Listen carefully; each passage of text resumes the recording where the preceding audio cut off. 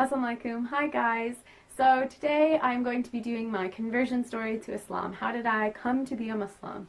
I am going to be doing the quickest story possible. Since it is a very long journey, I will try to keep this short and sweet.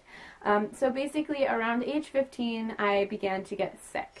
And I will be doing a separate video that talks more about my journey to being diagnosed with PFC and Crohn's. But for now, I will just keep it brief on the medical side of things. So anyways, as I got progressively sicker, I had to leave my job in the music industry, and it was very, very devastating to me. Music was my entire life, and it still is a huge part of my life. When I didn't have God, when I didn't have a faith, I firmly believe that God gave musicians their talent to be able to help kids who maybe don't have a strong faith in their life or don't have something else that's there for them, a parent, a loved one, something. Music was that sanctuary. It was that hope. Those lyrics rang true to me. So ever since I was young, I knew I wanted to work in the music industry, and I worked my butt off to get to where I was. And I was doing some incredible tours, and I was having the time of my life, and I met incredible people, and one of which really stood by me during these tough times. We both had anxiety issues, and we would kind of help one another cope with our anxiety while we were on tour. So when I was on my last tour with this friend of mine, I pretty much knew that that was the end, that I wasn't going to get the opportunity to tour after that ever again. And that was devastating. I don't even have the words to explain to you what that feels like. And so he really helped me being sick on tour, and being anxious about being so far from home and my family and being so sick. He was there and really helped talk me out of panic attacks, things like that. So I'm eternally grateful for that. And likewise, I did my best to help him through his triggers and different anxious scenarios. So moving forward, when I got back home, I started going to different doctors, and nobody could figure out what was going on with me. And during this time, my mom was an incredible support, but also my best friend, Kristen. She was there for me, and she was the only other person outside of my friend from tour that could really reach me and talk to me when I was having an anxiety attack. Any of you guys who have anxiety issues know that when somebody comes to you during an anxiety attack and says, "Oh, it's going to be okay, calm down," you can't just shut it off. It doesn't work that way. So it's rare to find a person that gets you and gets your pattern of thinking and can get you out of your sort of anxiety spiral that you're going through. So she was there for me through thick and thin, through all the procedures I went through. And then she met her husband, and mashallah, he's a great man, and they were so cute together.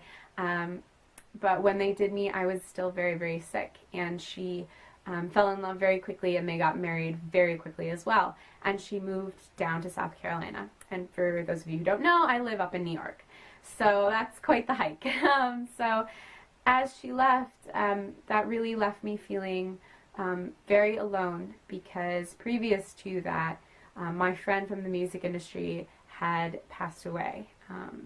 He had died in a motorcycle accident, and it left me feeling like I was in this anxiety bubble all by myself. Nobody could get me out of those anxiety spirals that I would start going down. And just as I lost these two people in my life, I had to go in for the biggest procedure that I had ever endured. And it was the scariest moment of my life. I sat in my hospital bed. Excuse me for getting emotional about this. And I called his phone and listened to his voicemail. Because I half expected for him to pick up the phone. And obviously he never did.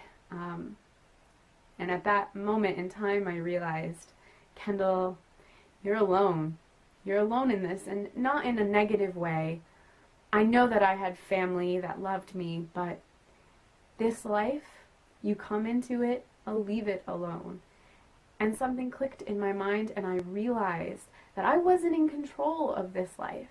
This wasn't me holding all the cards. That there was something more. And after I came out of surgery, if you guys have ever had surgery, you've ever been under MAC anesthesia, you know that you don't remember very much from the first maybe half hour of you coming out of anesthesia. I'm sure you guys have seen the funny videos here on YouTube of people talking and whatnot after getting anesthesia. And a couple weeks later, after my surgery, my father came to me and he said, "I think I should tell you what you told me when you came out of anesthesia." And I said, "What? Please don't let it be something embarrassing or, you know, something he didn't know that I might have done when I was younger or something."